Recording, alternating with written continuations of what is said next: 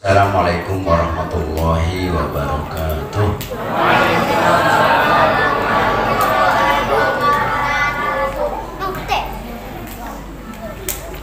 Nampaknya belum kompak, jadi perlu kita kasih pantun dulu Pak,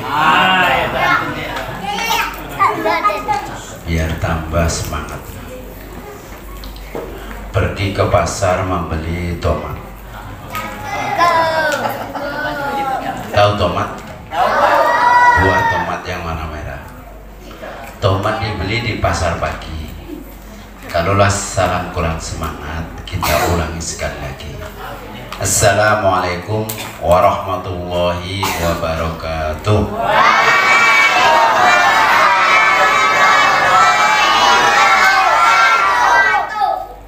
Alhamdulillah.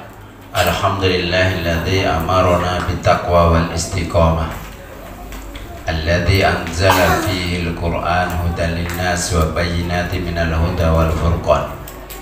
Asyhadu an la ilaha illallah wahdahu la syarika lah wa asyhadu anna Muhammadan abduhu wa rasuluhu la nabiyya ba'dah.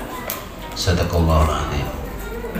Sebelum kami ceramah, saya ingin bertanya, ini ada apa nih Pak? Ada rekaman Pak? Nah, saya pesan jangan di-expose Pak, karena saya takut terkenal. Jadi saya punya guru saya Ustadz Abdul Somad.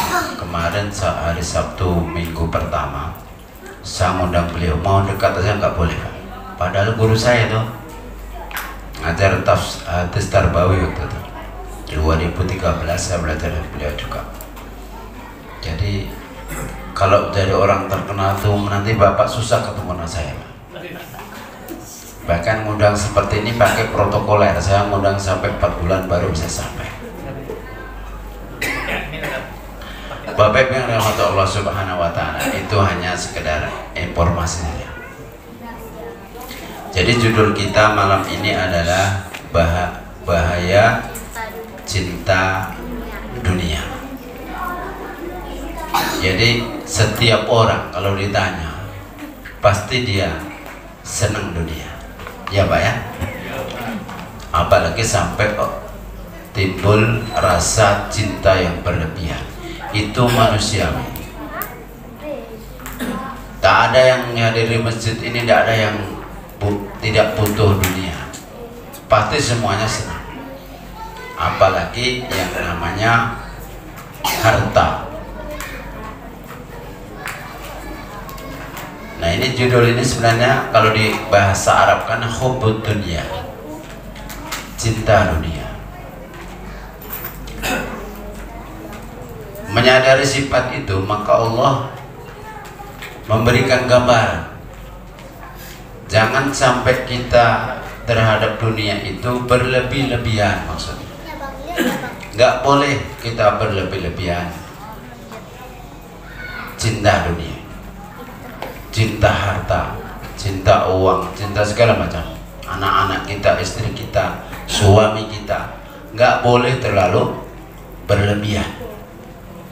Ya ayyuhalladzina amanu la tulhikum amwalukum wala auladukum an dzikrillah. Allah sudah tegur dalam surah Al-Munafikun, wahai manusia, wahai orang-orang beriman, janganlah harta-hartamu dan anak-anakmu itu engkau cintai sampai melupakan Allah, melupakan akhirat. Itu makanya kita nggak boleh. Wa may yaf'al dzalika fa ulaika humul khasirun. Siapa yang mencintai dunia itu secara berlebihan, dia termasuk orang yang khasir, itu rugi. Apa yang dia kejar, apa yang dia inginkan gak akan dapat. Karena dunia itu diibaratkan, orang mengejar dunia itu seperti kita kalau dipanas terik matahari mengejar apa, kalau orang Jawa itu telur, ya mengejar bayang-bayang, fata morgana dunia itu.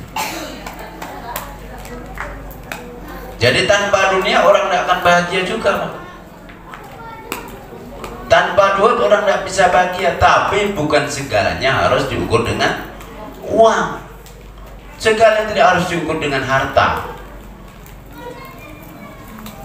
Maka Rasulullah pernah menyampaikan dalam hadis yang artinya begini, tidaklah orang yang mencintai dunia itu hanya akan terjadi pada dirinya itu 3 keadaan dirinya. Yang pertama, orang yang selalu mencintai dunia, terlalu berlebihan mencintai dunia itu, dia tidak akan pernah mendapat kepuasan. Dia mengejar bayang-bayang terus. Bisa kita sudah punya rumah satu bagus, ketika ada uang lagi pengen lagi bikin rumah lagi, punya rumah petak 2 pengen lagi dapat 3 atau 4 lagi, punya kebun 5 hektar pengen lagi 6 hektar, 7 hektar, 10 hektar, punya jilbab bagus pengen lagi yang warna yang lain, punya telekung yang bagus pengen lagi telekung yang lain, muncul lagi model yang baru, begitu dan seterusnya terus.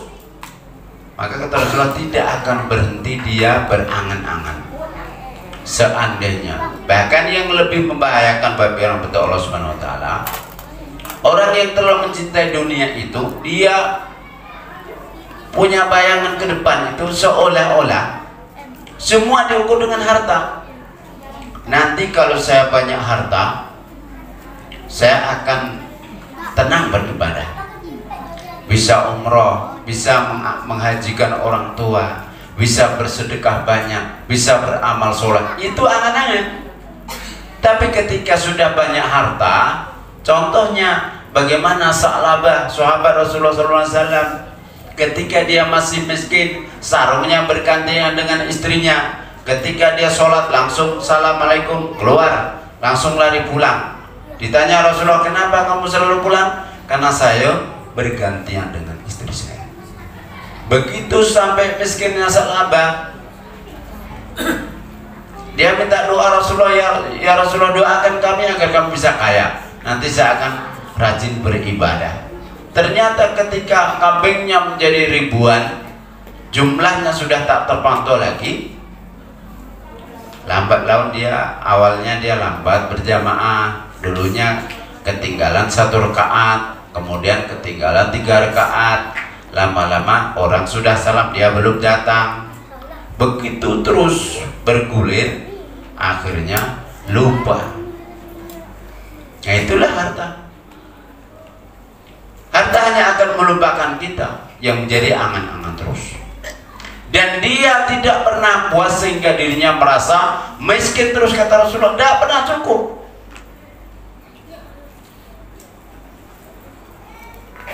Maka sampai dikatakan, seandainya dunia ini hanya isinya 2 orang, dunia ini isinya 2 orang, Pak, dan harta semua dunia ini untuknya, dia akan berkurang, masih kurang, tidak akan merasa cukup. Bahkan di gambar, seandainya dikasih 1 lembah emas, maka engkau akan minta lembah yang lain, begitu dan seterusnya. Gambaran bagaimana kecintaan manusia terhadap dunia. Maka Allah katakan, i'lamu, ketahuilah, annamal hayatud dunya la'ibu wa lahwun. Ketahuilah bahwa kehidupan dunia itu hanya permainan, hanya senda gurau yang akan menjerumuskan kita kalau itu menjadi tujuan pertama kita.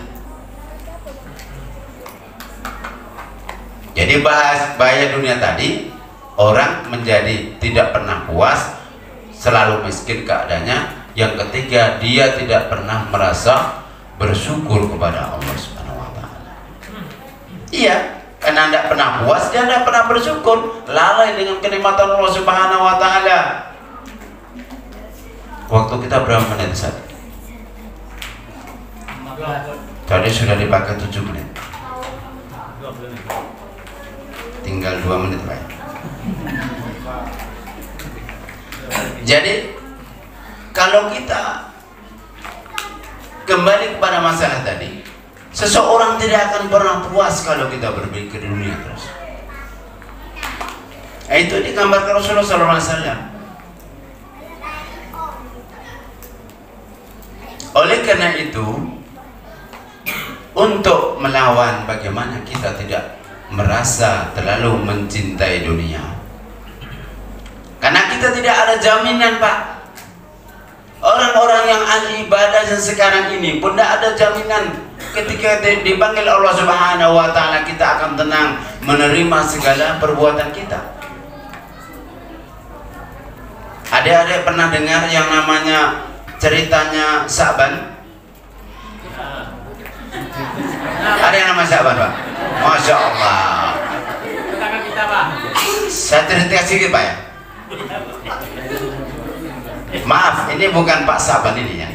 Di zaman sahabat ada yang namanya Sa'ban. Sa'ban ini orangnya rajin sekali ke masjid. Setiap hari tidak pernah absen. Selalu datang berjamaah bersama Rasul, tetapi dia selalu mengambil shaf yang paling depan dan paling kanan di pojok sana, Pak. Sama Pak Ustadznya. Ingat ya. Jadi dia tidak pernah ketinggalan sholat jamaah bersama Rasulullah. Tapi satu hari Sa'ban ini nggak muncul sholat subuh. Ditanya Rasulullah, adakah di antara kalian yang tahu bagaimana keadaan saudara kita? Diam semua. Diam-diam ada yang mengacungkan tangannya. Saya Rasulullah, saya tahu rumahnya. Tunjukkan kami. Singkat cerita, setelah sholat baru Rasulullah diajaknya ke rumahnya. Berjalan bersama Rasulullah sahabat tadi selama perjalanan 1 jam. Dia tanya Rasulullah, sudah dekat rumahnya? Belum, masih di sana. Jalan lagi. Berjalan lagi setelah 2 jam perjalanan dari masjid tadi. Ditanya lagi sahabat tadi, di mana rumahnya? Masih di sana ya Rasul, masih jauh. Ternyata mencapai 3 jam barulah nyampe rumah sahabat yang namanya Sa'ban tadi. Pak Sa'ban rumahnya jauh dari sini, Pak. Berapa jam? Tidak sampai 5 menit. Sa'ban yang di sahabat itu 3 jam perjalanan, Bu, tidak pernah absen sholat jamaah bersama Rasulullah. Tetapi kenapa? Ketika bertemu dengan istrinya, Assalamualaikum ya ahlal bait, kata Rasulullah. Begitu diketok pintunya, salam Rasulullah, keluarlah seorang ibu. Waalaikumsalam. Dia tidak mengenal itu Rasulullah karena tidak pernah jumpa yang namanya Rasulullah. Saya ingin bertanya, Bu, kenapa suami ibu setiap hari sholat berjamaah bersama kami tetapi hari ini tidak muncul? Ada apa? Dia meneteskan air mata sambil menjawab, suami saya sudah meninggal 3 hari yang lalu. Sambil menangis karena ingat suaminya. Kenapa dia menangis? Apa karena dia janda? Atau karena tidak ada peninggalan harta? Bukan itu. Ternyata Sa'ban ketika sakaratul maut ditunjukkan rekamannya, ditunjukkan videonya seperti ini. Dan dia memakai selama 3 kali.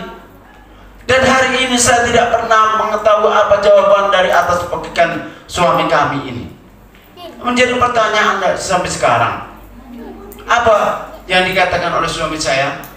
Ya Allah, kenapa tidak yang besar?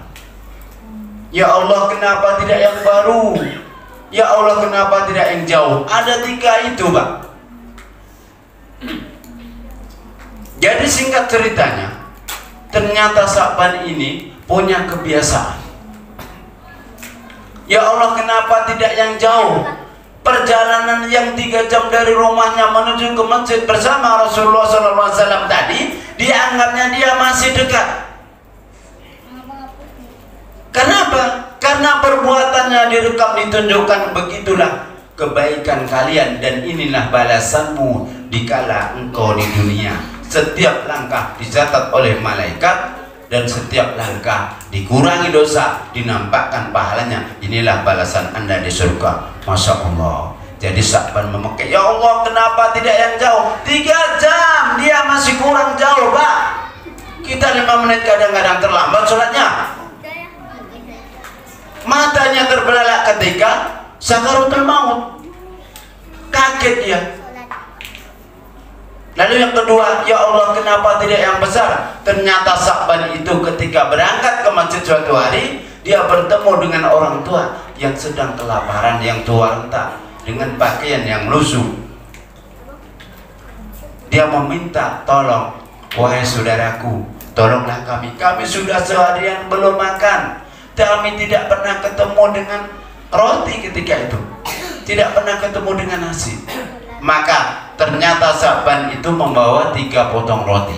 Yang satu roti yang paling besar, sebesar ini Pak, kalau di Mekah di Madinah itu panjang. Orang makan roti itu satu sudah kenyang. Jadi roti yang paling besar, menengah, dan yang paling kecil.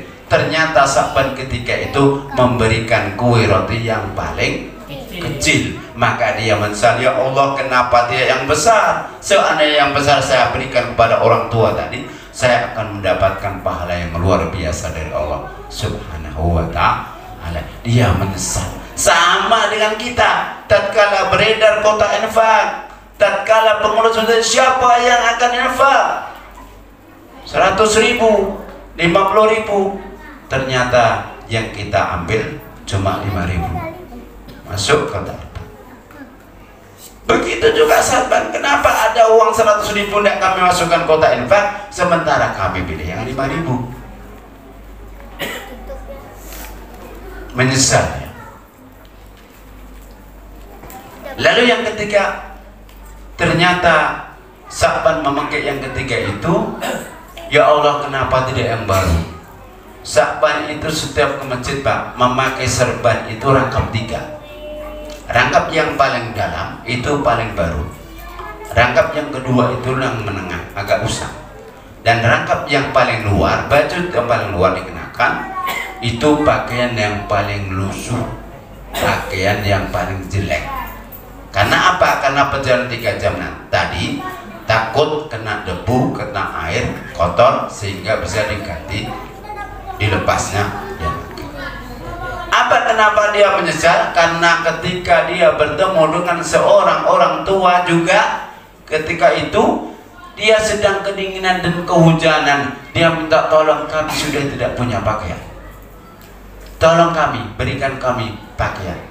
Dilepasnya lah jubah Sa'ban tadi yang paling luar, yang paling lusuh.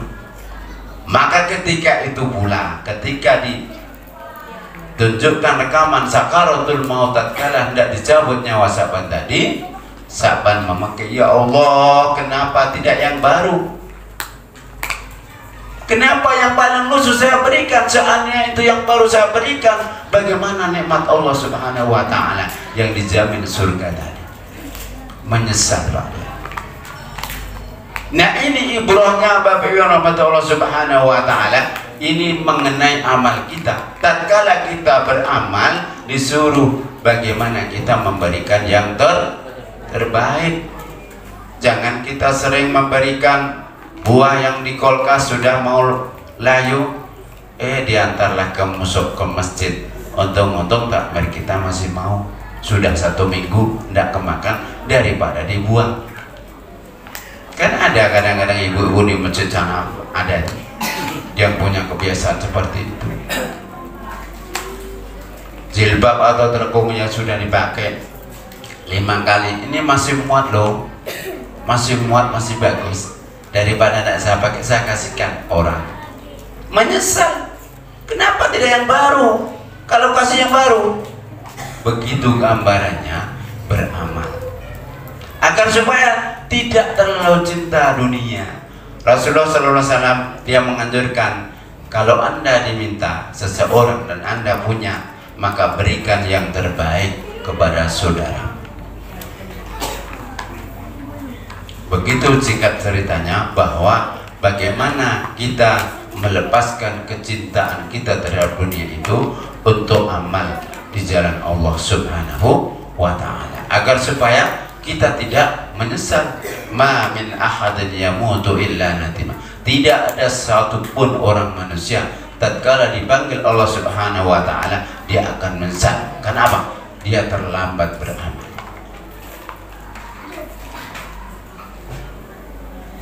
Mudah-mudahan, karena sudah banyak yang nengok-nengok jam, saya akhiri aja. Mudah-mudahan apa yang saya sampaikan tadi bermanfaat bagi kita dan bisa kita mengambil ibrahnya, sehingga kita tidak terlalu mencintai dunia. Jangan engkau cintai dunia itu seolah-olah sampai merasuk ke dalam hatimu, kata Rasul. Jadikan dunia itu hanya di tanganmu, tetapi jangan sampai merasuk di hati. Kalau sudah dunia di hati itu, maka kita akan muncul sifat-sifat yang tidak dicintai oleh Allah Subhanahu wa ta'ala. Wallahu a'lam bishawab. Lebih dan kurangnya mohon maaf. Billahi taufiq wal hidayah. Assalamualaikum warahmatullahi wabarakatuh.